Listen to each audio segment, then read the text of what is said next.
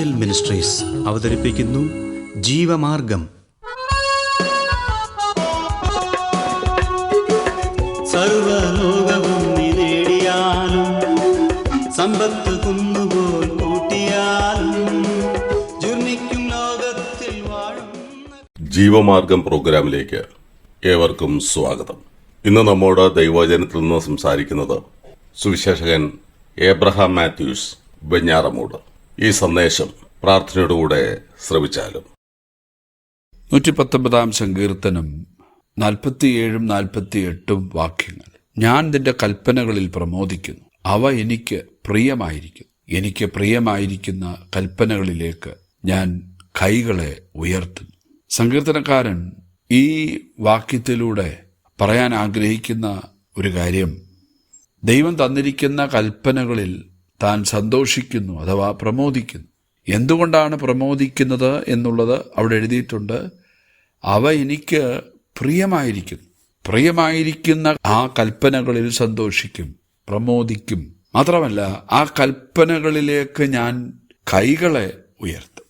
അവിടെ നമുക്ക് ഒരു വിശ്വാസിയുടെ സ്വാതന്ത്ര്യവും ക്രിസ്തുവിലുള്ള ധൈര്യവും ആശ്രയവുമാണെന്ന് കാണാൻ കഴിയും. ദൈവത്തിന്റെ കൽപ്പനകളെ ആരായുന്നത് കൊണ്ട് താൻ സ്വാതന്ത്ര്യമായി നടക്കുമെന്നും വിശാലതയിൽ നടക്കുമെന്നും ലജ്ജ കൂടാതെ രാജാക്കന്മാരുടെ മുമ്പാകെ സത്യം സംസാരിക്കുമെന്നും മുൻവാക്യങ്ങളിൽ പറഞ്ഞ ശേഷമാണ് ദാവീദ് ഈ പ്രസ്താവന ചെയ്യുന്നത്.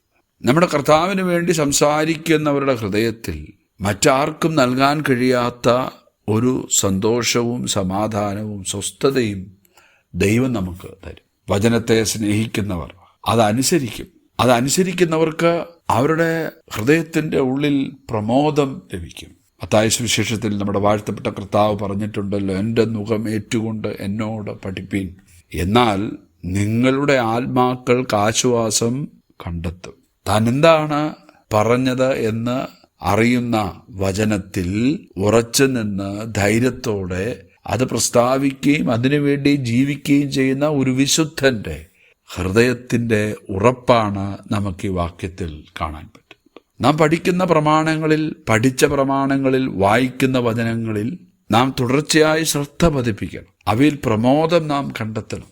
അങ്ങനെ വരുമ്പോൾ നമ്മുടെ ജീവിതം ഒരു പുതുക്കലിന്റെ, ഒരു പുതുമയുടെ അനുഭവത്തിലേക്ക് വരുവാൻ ഇടയായി തീരും. മറ്റുള്ളവരോട് വചനം പറഞ്ഞപ്പോൾ സന്തോഷിച്ചോ എന്നുള്ളതല്ല ദാവീദിന്റെ വിഷയം.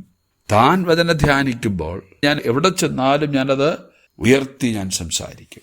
മടി കൂടാതെ ഞാൻ രാജാക്കന്മാരുടെ മുമ്പിലൊക്കെ ആ കാര്യങ്ങൾ പറയും. നമുക്കറിയാം, ഇസ്രയേൽ എന്ന് പറയുന്ന രാജ്യത്തിലെ 2ാമത്തെ രാജാവായിരുന്ന ദാവീദിന്റെ കൊട്ടാരത്തിന്റെ വലിപ്പം, സിംഹാസനത്തിന്റെ ഉയർച്ച, അവരുടെ പ്രജകളുടെ ബാഹുല്യം, തൻ്റെ വസ്ത്രത്തിന്റെ അഴക്, ഇതൊന്നുമല്ല ദാവീദിനെ സന്തോഷിപ്പിച്ചത്. ദൈവത്തിന്റെ പ്രമാണങ്ങളായിരുന്നു ദാവീദിന്റെ പ്രമോദ വിഷയം.